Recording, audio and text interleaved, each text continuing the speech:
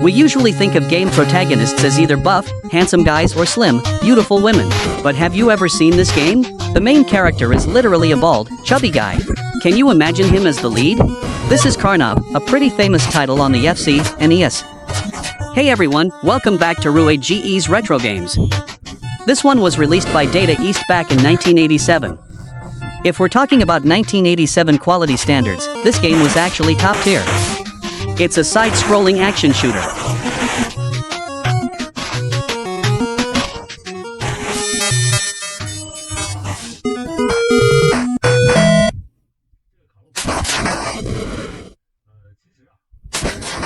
So, what's the deal with Karnov? Actually, he's not just some random fat, clumsy guy like you might think. He's actually a character from Islamic mythology. The story goes that the peaceful kingdom of Akulamana was taken over by monsters, and the people were suffering. So, God sent Karnov to take them down. It kind of feels like Maitreya Buddha from Journey to the West. The controls are pretty fun, too. Look at him jumping down from that high spot, it's like he's got a built-in parachute.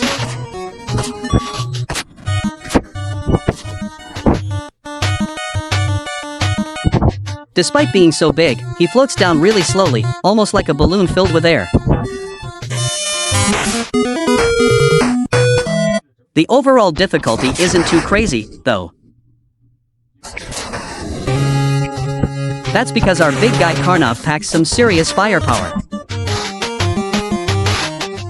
It's incredibly strong. There are all sorts of items in the game, which I'll break down in a bit. Just look at this firepower. These monsters move slow and can't take a hit. With this kind of power, he's just unstoppable. Look at that rock-throwing monster. Not only can I take you out, I can blast the rocks you're throwing right out of the air. He's a beast.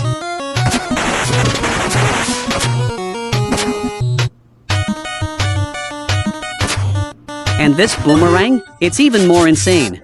Watch this one throw out, one hit on the way back, and it's over. The boss of this stage looks pretty pathetic right now. Alright, moving on to stage 4. Let's quickly talk about how the items work.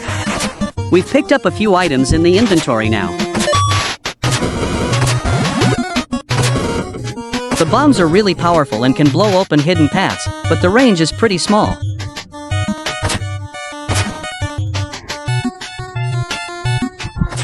The ladder is a super useful item. If we set it down, we can reach really high places. You can actually pick it back up, though this player didn't bother. Oh, and a quick shout out to the player here, this is the famous Chinese gaming legend, Chubby.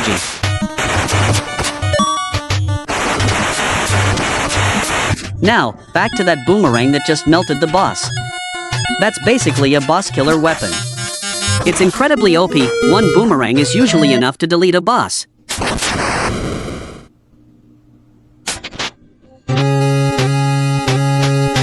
He hasn't collected all the items yet, but... Okay, now we're in an underwater stage. Look at our big guy go, he's as light as a feather. He swims pretty fast, and he's even got diving fins on his feet. Not sure where those came from. He's designed to be really cute and derpy, but he's still fierce. It's a hilarious character design. What's the letter K for? If you collect 50 of them, you get an extra life. But for a pro player like this, extra lives are the most useless items in the game.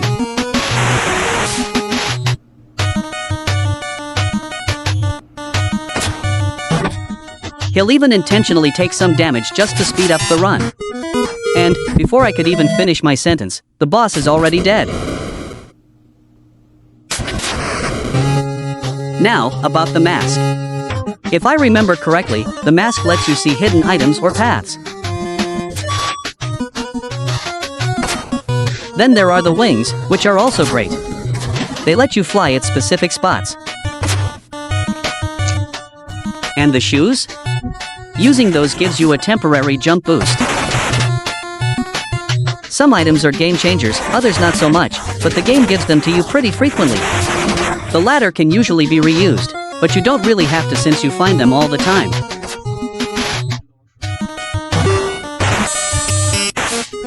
For this boss, just one bomb plus some close range fire, and he's done. Alright, we've reached stage 7. These enemies look pretty funny, look at that pose.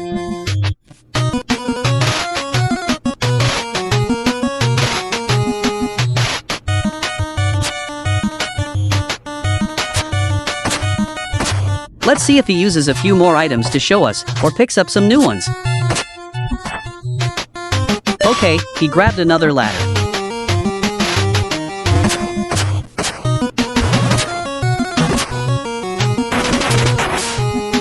He's clearly got this map memorized. He knows exactly where every enemy spawns.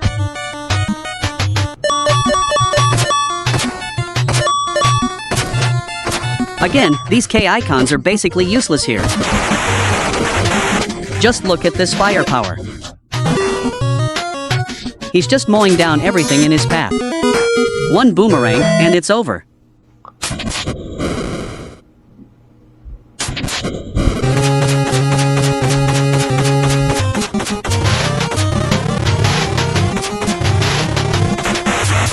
This part shows how to use the wings.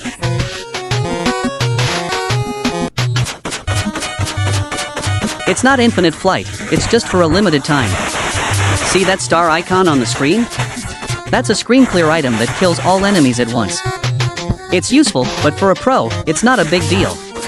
They just care about the speedrun and rushing forward. Oh, he picked up a shield. This is what the shield does, it can block 5 hits.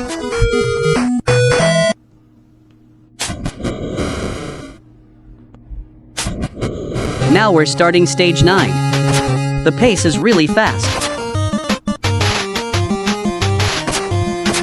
This game actually has an arcade version as well. I'm not sure if you guys ever played it in the arcades, but I never saw it back then. It's probably from a bit earlier than my time. We didn't have it in our local game rooms. Actually, a lot of NES games have arcade versions, even classics like Kung Fu.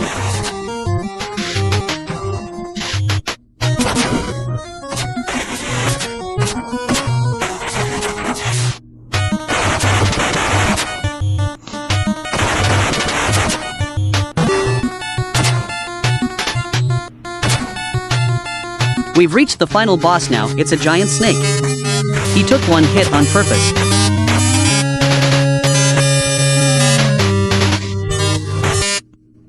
After 4 rounds of attacks, it's over. Well, the game is wrapping up now.